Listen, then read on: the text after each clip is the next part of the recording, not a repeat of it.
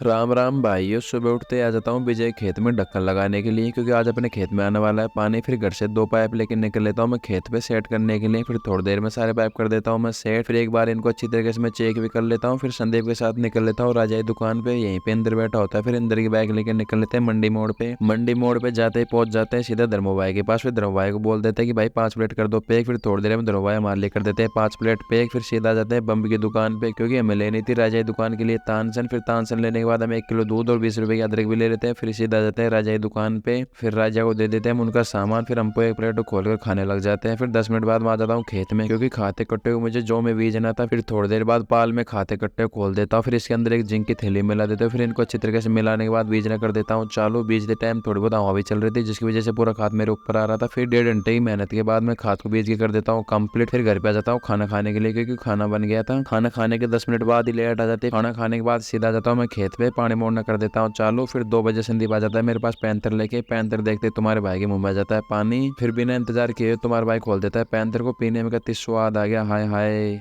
फिर 4 बजे आधे घंटे के लिए लेट कट जाती है। फिर तुम्हारा भाई आ जाता है घर पे नहाने के लिए। नहाने के 10 मिनट बाद ही लेट आ जाती है। फिर मैं आ जाता हूँ सीधा खेत पे। और ये खेत आज नहीं बनने वाला है, क्योंकि 1 घंटे की लेट में आधा खेत नहीं भरेगा। फिर 5:30 बजे लेट चले जाती है। बस भाइयों आज के लिए इतना ही है, तब तक के लिए बाय बाय।